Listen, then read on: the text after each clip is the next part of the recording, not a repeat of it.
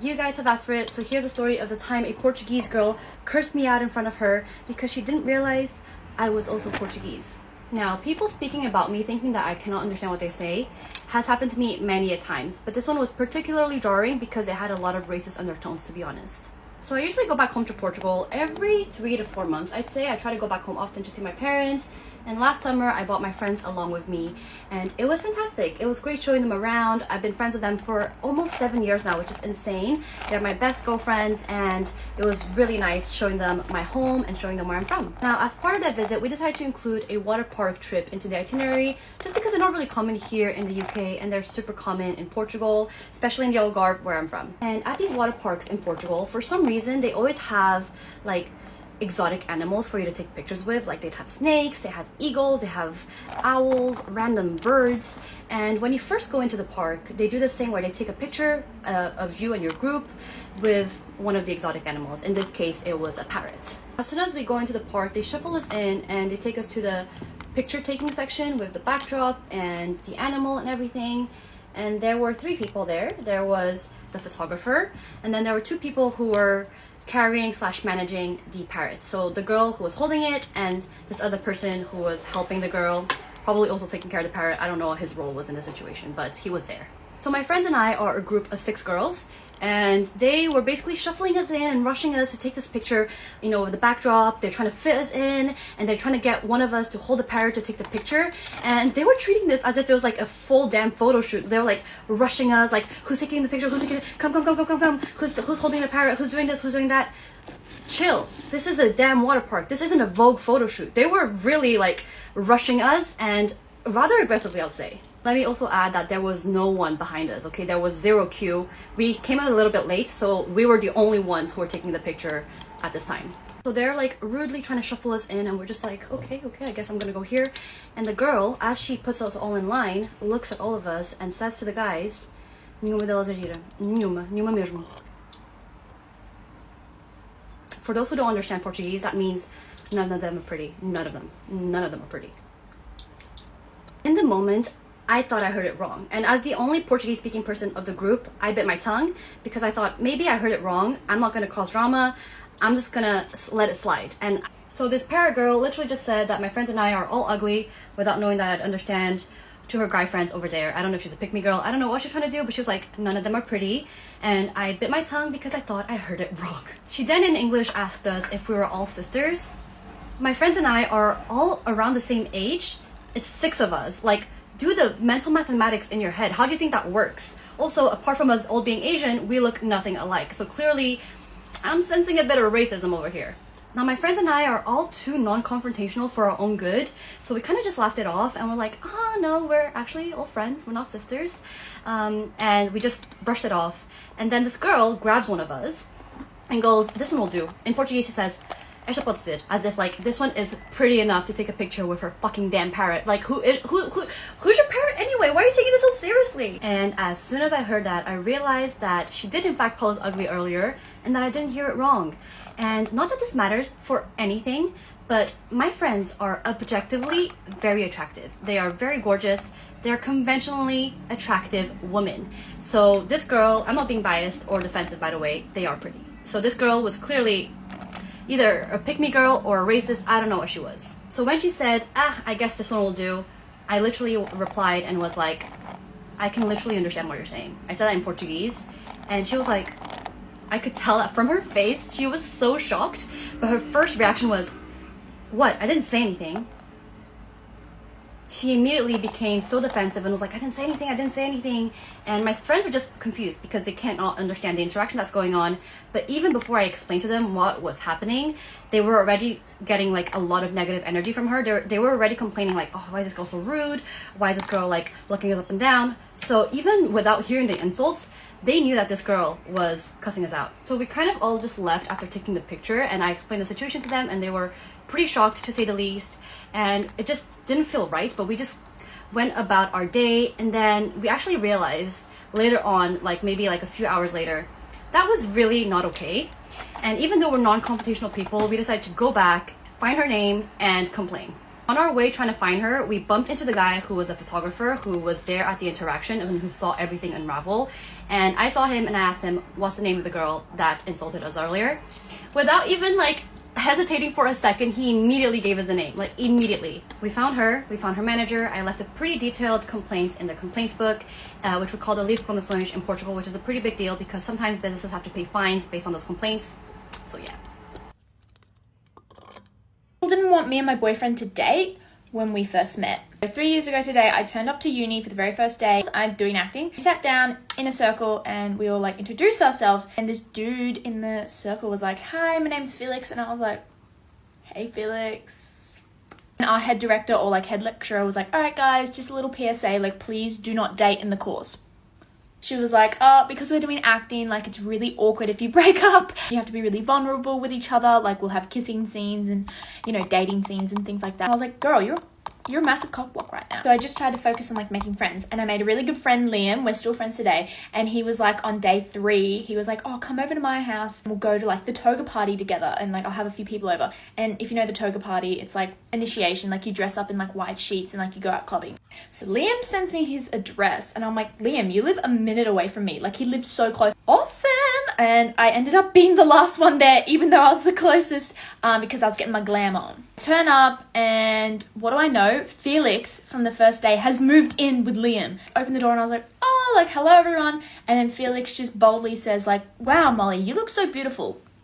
I had never had someone so confidently and like outwardly in front of a whole group like compliment me like that. I was like, "Felix, what are you doing to me, man?" Like we get to the club and Felix and I kiss. On day 3, even though our lecturer said not to.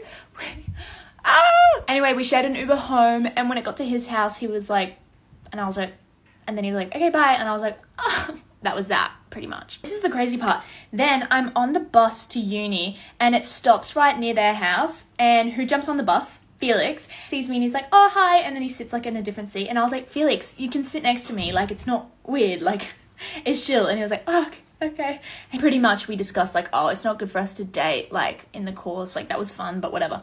And then we turn up to class late together, and everyone's like, sit down and we read tarot cards, which was like something I'd never thought I'd be doing at uni. But anyway, he pulls soulmate, and he like looks at me and I'm like, "Oh." It was just so like surreal. But we were still best friends for like 6 months. We still stuck to like not dating. Like our lecturer asked us not to, then we just couldn't help it. So after many bus rides and many study dates, we ended up dating, and we're still dating now in our final year. So this all started like last March when my original roommate decided that staying at our college apartment wasn't a great idea for her financially anymore, since she didn't actually go to the school. She just kind of wanted the college experience. She gave me a few options for subleasers initially, but by like talking to them over text and looking at their Instagrams, I kind of didn't feel like we'd be a great fit, until she found this one girl, I'm gonna call her Vanessa, who went to the same high school as my boyfriend. She was in a sorority, so I kind of figured like, how different could we be? So I agreed to let her move in, and I give her the keys, and that night I was packing for spring break and then going out of town to visit my parents before leaving for my trip. But the next day when I came home, I'm super like organized OCD packer, so I immediately noticed something was not right when I saw my belongings kind of like out of place in my suitcase. So I go over and I start like reorganizing everything, when I start to notice that there's some stuff that is missing. I kind of started freaking out because I was living alone at that point since my original roommate already moved out. So I called my mom and I thought someone had broken in, but she told me to ask my new roommate if she had just happened to stop by while I was gone.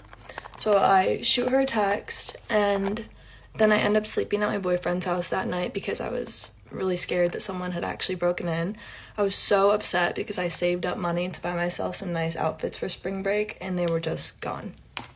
So she ends up texting back the next morning and tells me that her cousin had stopped by to drop off a backpack of stuff that she didn't want her parents to see when they're moving her in, like alcohol or whatever. So I asked her to ask her cousin if she had happened to borrow anything of mine when she stopped by, And the cousin eventually confessed to Vanessa and shot me a text saying how sorry she was. And Vanessa also apologized profusely and said that she would never be allowed in our apartment again. And the cousin ended up having to drive all the way from Grand Rapids, which is about an hour and a half, to return my stuff to me that day. So I come back from spring break, and at this point she's moved in. But once I get back, I realize that more stuff is missing. So I ask her to text her cousin and see if she can return the other stuff that she borrowed from me, but she can't get a hold of her for some reason. So I kind of let it go at that point because it wasn't too much stuff. But then, a couple weeks later, my mom texts me and asked why I decided to buy myself insomnia cookies on my emergency credit card. I told her that I definitely did not buy cookies. And then I start to put the pieces together because I had seen an insomnia cookies box in our trash a couple days before. And Vanessa had started to leave her garbage bags in the stairwells of my apartment building. Don't know why, but I recruited my sweet boyfriend to help me go look through the trash to see if we could find any sort of receipt. Sure enough, we find a receipt that has the exact amount, date, and time that matches my credit card statement. So I realized that there probably was no cousin and that it was Vanessa stealing my belongings. So I ended up confronting her and let her know that I had actually filed a police report the first night that things started going missing, just to have proof in case it was something bigger than this. She confessed and she told me how sorry she was and that it would never happen again, yada yada yada. So I ended up just getting a lock on my door because obviously this girl cannot be trusted. She was literally a complete stranger to start out with, and she started stealing from me before she even moved into the apartment. So I had been in contact with the police ever since the first incident happened. So I let them know that I figured out that it was actually Vanessa, not her cousin, not a burglar. And I asked them to stop by because things were still going missing even after I got a lock on my door. And I never left my room without locking it. Even to walk down the hallway to the bathroom, I never left it unlocked. So the police come to kind of question her about it.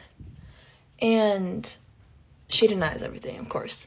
But as they're leaving, they let me know that they actually did some digging and found that she was already on probation for stealing from her past 3 roommates that year, along with a convenience store on the Michigan State campus. So she had actually been kicked out of the dorms. That's why she was living in apartments.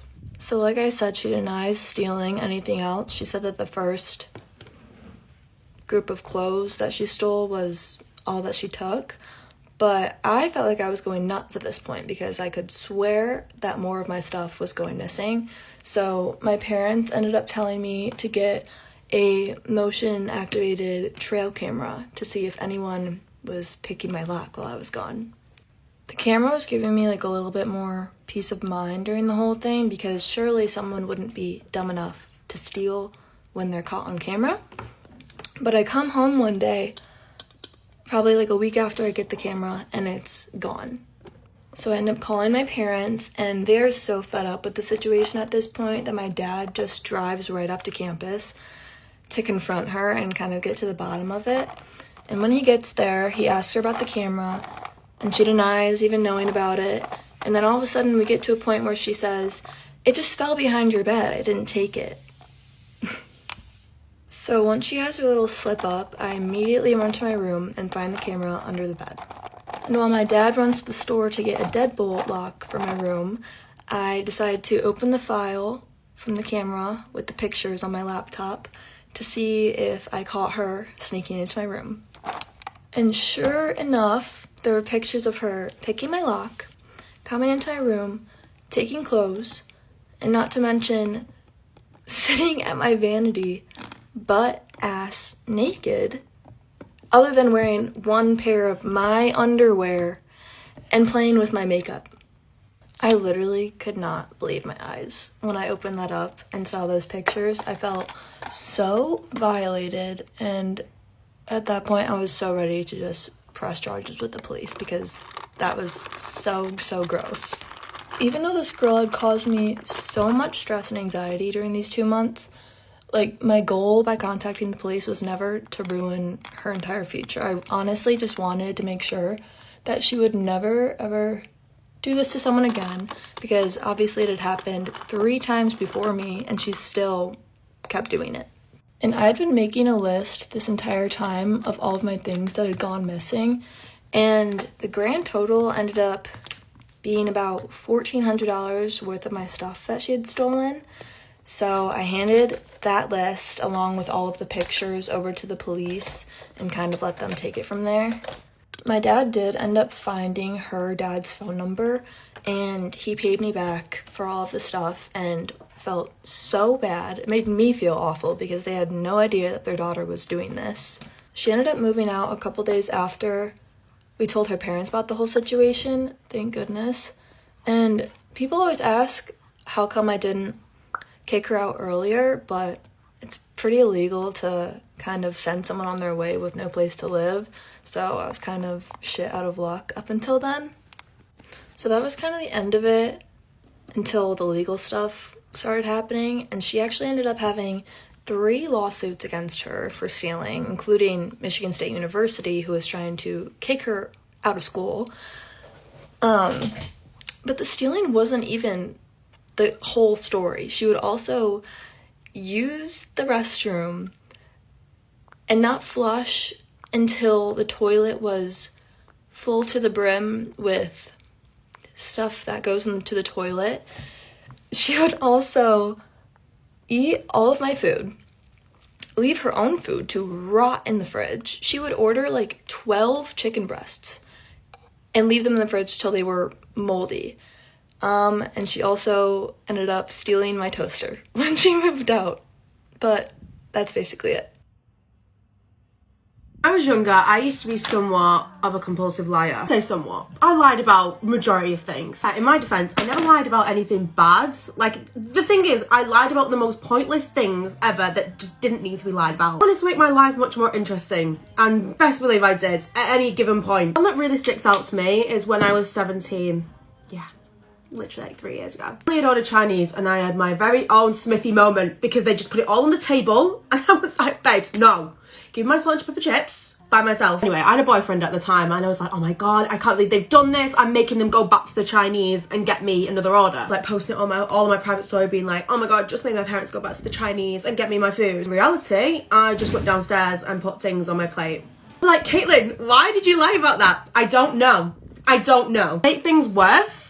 Yeah, it doesn't stop there. Came around to my house like a few days later and then we came downstairs in the kitchen and he literally went to my mum and dad, oh my god, haha, I can't believe you have to go back to the Chinese. And they were like, what? I just stood there like, I want the floor to swallow me right now. Literally, I don't want to be here. Just like, why did you lie about that? Like, why did you lie about something so weird? That was my problem. It was never anything important or big or serious. It was just small, like, literally relevant things in my life. I wanted to make them more interesting because my life is a movie. Primary school was the worst for it because when you're a kid, kids believe literally anything you tell them. Primary school, the most annoying thing was everyone's like family was like based in different areas, like different parts of the world and countries and stuff. Mine was all from Manchester. What were they, Caitlin? Were they really? But, well, they have family in America. I'm gonna have family in America. Literally made myself learn like an American accent at such a young age. So I could be like, I'm half American. I was so fully committed to being like American, I had to learn a language, not a language, the accent. Sometimes I'd even be telling a story and then I just catch myself lying. I'd be like, why have I just said that? Like, it's accidental, I promise. I mean, it's not lying, it's exaggerating the truth. I think my favourite part as well was whenever I was telling a story that was just a lie and someone would be like, oh yeah, I was there. Or like, I remember that. And I'm like, it never happened. I don't think you did. I just stand there with a little smirk on my face being like, right, caught another one. You're a liar as well. I just find it quite hard to keep up with all the lies that I told though. I sound awful, don't I? It's not lying, it's just making my life more interesting, okay? Hey guys, get ready with me because my mom found out I did not go to school, so I'm going to school. It was quite honestly easy to, find out where I am at the moment. So my mom has this app that my school gave her to find out where I am. And let me tell you, buddy, that app is so accurate.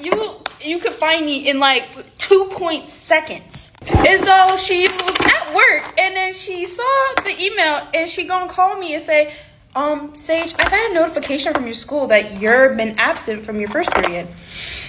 Oh, so I'm acting like, oh, okay, well, I'm on my way to school because, you know, I was running a little late, but I'm going to school today. And she's like, okay, but she doesn't know. So I'm going to try to hurry up as fast as I can to get to school, because if she gets another absence, she's definitely going to get on me, and I do not want that because I have a life. Like, honestly, does anybody know how to delete those type of apps off their freaking parents' phone? Because that thing is irritating. Like, why do you care so much where I am? Like, it doesn't make sense. It doesn't. But I understand I'm supposed to go to school, you know, be a good student, make sure to do what you gotta do. That's the family motto. So I'm gonna go do it. The problem is that, like, I've been going through a lot these past few, like, 3 days, and it's like no one cares. They just want me to go to school. And besides, wake up. It's the first of the month. Like, we get it. I also think this concealer that I'm using is kind of light for me because I am getting darker as summer's about to come up. And besides, I'm kind of actually have to go because I have this test that I have to do for oceanography, and if I don't do it, I'm gonna do. I'm trying to figure out why I'm dressing like it's like really hot outside, because it's supposed to be raining today, and if it rains, I don't got nothing to put myself on, so I gotta get my jacket today. Also, I ain't saying nothing yet, but I think I'm about to go to 2 concerts. There's some cheap tickets for TNX2, okay? And then I saw another one for NMIX, okay? And they're kind of close to me, so I might go. And like, this will be like my first ever 2 concerts I ever went to that I can afford, because concert tickets are not cheap. But I'm starting to realize that I do have work. I might have work on those days, so I might ask before she puts me on the schedule, you know, because it's like 2 weeks. Like, y'all, I'm so excited. I've been through a lot this year. It has not have been fun, and I feel like this would be a great opportunity to just release it by screaming.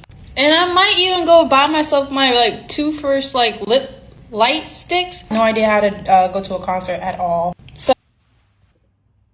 Get ready with me as I tell you about all of the crazy things that my pick-me ex-best friend used to do to try to embarrass me in front of guys. One time we were at a party, and when it got dead quiet, she goes, "Are you wearing my shirt?" And then she goes, "Oh, never mind, it would never fit you." One time she posted a picture of us to her Instagram story where my eyes were closed and like I obviously didn't look good, and made the caption, "Please excuse Tabitha's face." One time she spent the night in my dorm, and the next morning we were all supposed to eat breakfast with a big group of people, and in the group was this guy that she liked, and she was convinced that I also liked him, even though I made it clear that I absolutely did not. So she literally just did not wake me up for breakfast, but then she herself went. And I later found out that she told everyone that I was too hungover to go. One time I made the mistake of bringing her around a guy I liked. She literally told him, "Yeah, I'm surprised Tabitha's like bringing you around because she went on a lot of dates last week." Which I hadn't even done that, but even if I did, what the fuck? One time I asked her to zip up the back of my dress, and she accidentally broke the zipper off, so then I had to go home and change into a completely new outfit. She thought thrifting was the most like disgusting thing that someone could ever do, and she was always like, "I would never go thrifting and wear someone else's clothes. That's so nasty." And one time when we were in a big group and it was dead quiet once again, she took the opportunity. She goes, "I love your outfit. Is it from Goodwill?" I think she was like trying to be sarcastic, or for whatever reason trying to embarrass me for thrifting.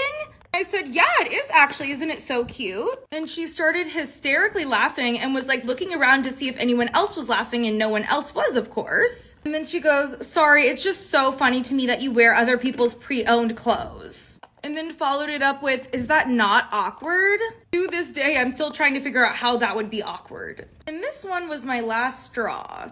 This wasn't to embarrass me, but I have never been more shocked by the words that came out of someone's mouth. One time we were with a group of guys and she was trying to impress them, and she literally said that she does not believe women should have voting rights. And I was like, "So you don't think you should be able to vote?" And she was like, "Well, I should be able to, but the women that can't pass a competency test shouldn't be able to." And I was like, "Can you even pass one?"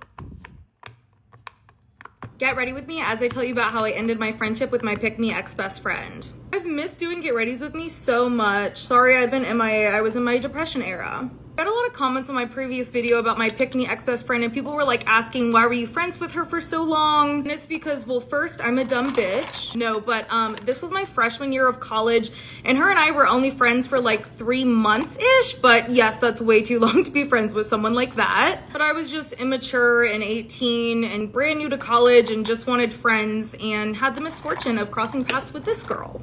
And I honestly didn't realize how toxic the situation was while it was happening. It wasn't until after we stopped being friends and I would tell people stories of the things she said and did, and they would be like, girl, you're a victim. And I also used to be super insecure and just had a really low self-worth. I used to be such a bad people pleaser and just let people walk all over me. I was a fucking sidewalk. But in recent years, I healed my self-esteem issues, which I really want to make another video about because the things that I learned have literally changed my life. Also, one more comment and then I promise I'll shut the fuck up and actually tell the story. I got quite a few comments of people being like, oh, you put up with her behavior, you deserve to be abused. Actually, no. No one deserves to be abused. Hot take, I know. There's a lot of reasons people stay in abusive relationships, whether it's romantic or platonic, but we can't understand that because we're not in their shoes, so it's not really our place to judge and be like, why are they in that relationship? Like, it's their fault, you know? You will never catch me judging someone for being in an abusive relationship because I have no idea what their situation is like. Anyways, so after the whole voting rights thing, which that in itself needs to be studied by Harvard because what the fuck? After she said that, I called her out and was like, what the fuck is wrong with you? That's literally insane. Like, how could you say that? That's actually really scary that someone could think that, let alone say it out loud. I was just going off.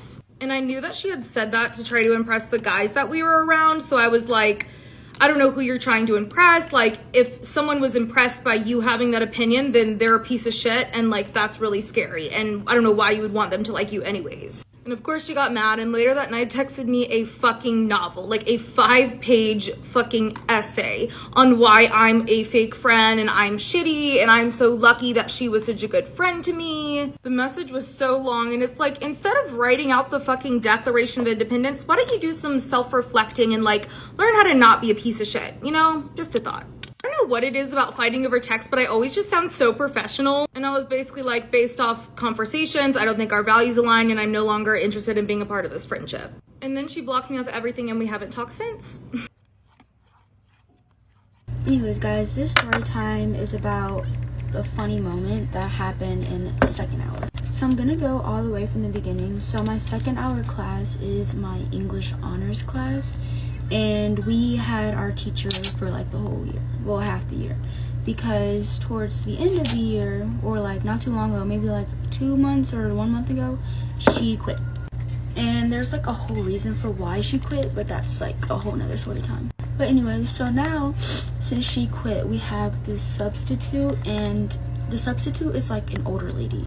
And for like people with like older teachers or substitutes who may be older, y'all know that like they have their own separate way of teaching, and like how when they were younger it's like completely different for how things are now. So this substitute really like picks and chooses who she likes and who she doesn't like. And so there's just one kid that we can say she doesn't like, and we're gonna call this kid Jeremy. So the kid Jeremy, you can say he's like slightly autistic, but like he does everything we can do. Like, he's really no different from any of us. It's just some of the stuff he says and does, like, he has no shame. Like, he does not care. So basically, when we first get in the class, I guess Jeremy was like looking for something in his book sack, and so he began like taking like everything out of his book sack and like laying it out on the floor. Okay, so we're gonna call the substitute teacher, or our teacher now, Miss Mary. And so Miss Mary did not like that all his stuff was on the floor, like, at all. So then she started making like a big deal about how all his stuff is on the floor, and like the class was like laughing about it because just like of how she fusses. Like, she's like old but funny. So I guess Jeremy just wants to get out of the room to breathe, so he asks her, can he go to the restroom?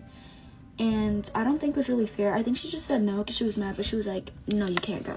And then the messed up thing, after she said no to Jeremy, she said yes to like another student and let them go to the restroom. So I guess her saying no to him going to the restroom kind of led to the main plot of the story. So after the whole you can't go to the bathroom thing, everything started dialing down. Like, it was nice and quiet and like everything was good. So like I said, everything was quiet, and then all of a sudden Jeremy raises his hand, and I turned my head because I had a feeling. I was like, he's about to say something just out of pocket. So because his hand is raised, Miss Mary calls on Jeremy, and literally his exact words, he had his Chromebook out and it was opened, and he said, according to the student handbook, you cannot allow, or like, you cannot tell us we can't go to the restroom. Go to part 2.